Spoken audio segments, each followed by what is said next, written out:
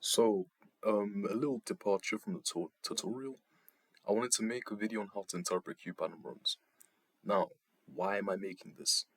Because there's slot models invading the internet. There are models that are complete bullshit that are finding their way into circles, and not only this, they are being believed, sadly. So, what's an example of these slot models? Observe this monstrous creation.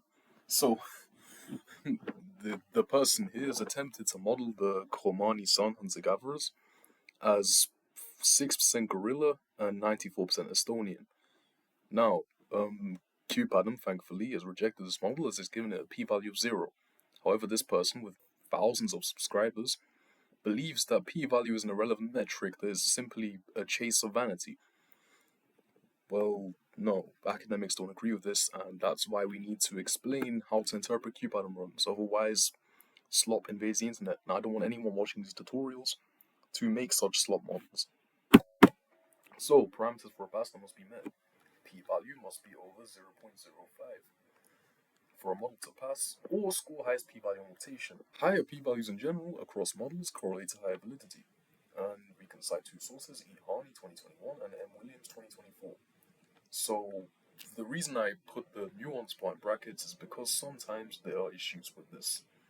If the reference populations don't actually measure the ancestry properly, then the p-value is irrelevant. So for example, in this model here, if the reference population doesn't have all the ingredients that make Jordan Early Bronze Age and Old Kingdom Egyptian, then the model is irrelevant. The p-value can be whatever it wants. The ingredients aren't there, so how can qpAdm tell what the proportions are?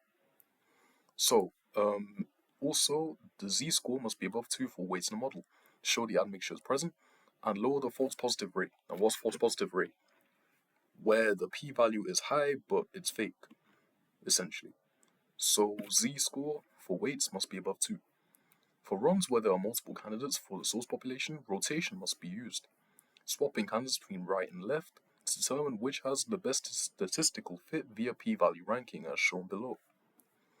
So as you can see here, we've got a bunch of lefts, we're comparing it to Old Kingdom and the Third Intermediate Period.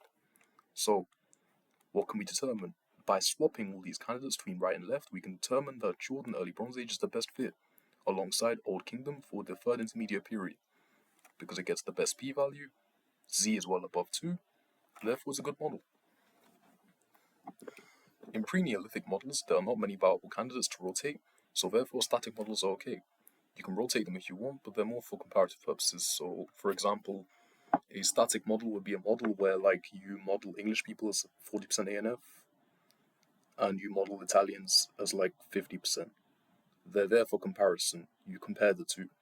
They're not meant to be perfectly accurate, they're just there to compare different ancestries and see the populations that contribute to each. So, for comparing multiple populations with similar ancestral makeup, static models are also okay, providing the rights not change from run to run. So if you want to, like the example earlier, you would not change the rights when comparing the English to the Italians in a Neolithic model. Because when you change the rights, it's all of a sudden it's a different model. You want to keep the rights the same, so the same parameters are being used to measure it. You don't want to change the rights because then you're actually changing the ingredients used to measure the ancestry, and all of a sudden it's a different run. So, an example of rotation is here, and we're going to show you what rotation actually means. So, how to rotate. Swap candidate population between left and right alongside a fixed right that is broadly ancestral to all candidates. What does that mean? So, a fixed right would have the ingredients to an early European farmer, steppe, and Western hunter-gatherer. So, for example, it would have Kostenki 14, which would be an ingredient to all of them. Iran Neolithic and CHG for steppe, as well as Eastern hunter-gatherer for steppe.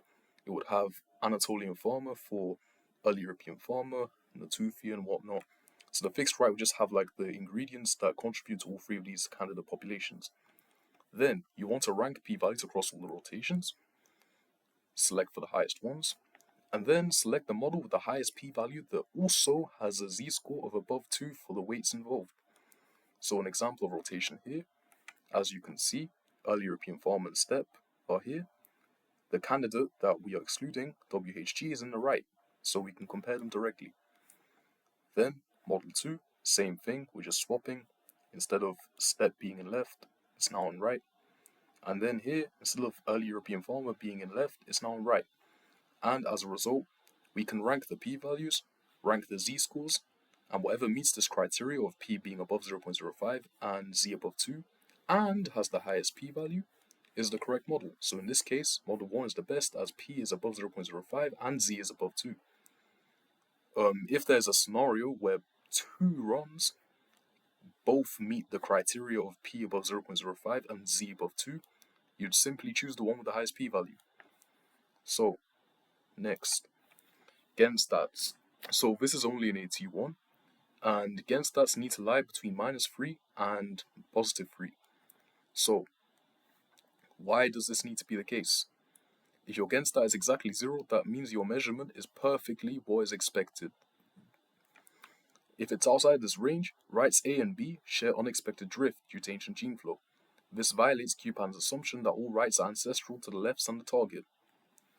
So, simply put, if the right is less than or bigger than 3, the result is 3 times bigger than the typical expected noise. That can only happen by chance, less than 0.2% of the time.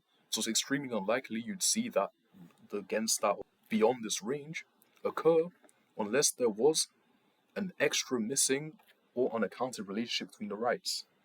Due to this, a model with genstats outside this range is an automatic failure.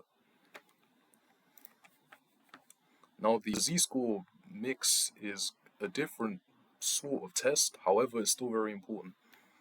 This is where the lefts are compared against the right to see if the number of relations you'd expect are present between the rights and the lefts. This includes the target, by the way.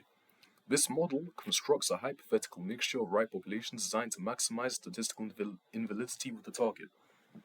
This worst-case scenario of tests basically check to make sure that the right populations don't share ancestry with the target or the left, which will violate the model's assumption. The result of this test is summarized by an overall z-score for each right, and in overall, in green here. Unlike with genstats, it's not necessarily a failure, unless there's an extreme outlier in certain numbers, but the circle number should be between 3 and -3. So here, for example, South Africa, oldest, is kinda too high. What does that mean? The model has an excess affinity with South Africa, oldest, which means there should be a bit more sub-Saharan African ancestry in the model. It's not an amazingly high outlier, so it's okay, but it's a cause for concern. You'd want to do further testing. However, if there's extreme outliers, or all the numbers are crazy, like -20 to 50, then it's a failure. That means there's huge gaps in ancestry that are not being measured. In either case, it also diagnoses bad rights. If 1 or 2 is ruining your model, remove or replace it and then rerun. So for example, if one of these was like -5 or maybe even like, a bit too high, you can remove it, replace it, check the model again, and p-value will be higher. The pros and cons of AT2 versus AT1. So admixture tools 1 shows genstats, a parameter that needs to be met for a passing model, as it shows if the rights are adequate for measuring ancestry. We've already covered this, but z has between -3 and 3, so you need to make sure that the rights are actually working, and they actually measure the ancestry of the lefts and the target. AT1 shows F4 summary. These, despite not technically being a parameter for passing model, show huge red flags when the z summary is not between 3 and -3, and implies there may be unaccounted for ancestry. So F4 summary will show you if the rights are good, if you need to replace them, and more importantly, they show you if there's a missing component. AT1 runs take minutes, 82 seconds. Because of this, AT1 is impractical for rotations. Heavy rotations will take literally hours to run in AT1. So if you want to do a heavy rotation, like we did for the Egyptians earlier, if you want to do something like this, it will take you maybe 2 or 3 hours in AT1. It's not worth it. You can just test the top rotation in AT1 to make sure the model is okay, and you're fine. So that's the conclusion of the slideshow.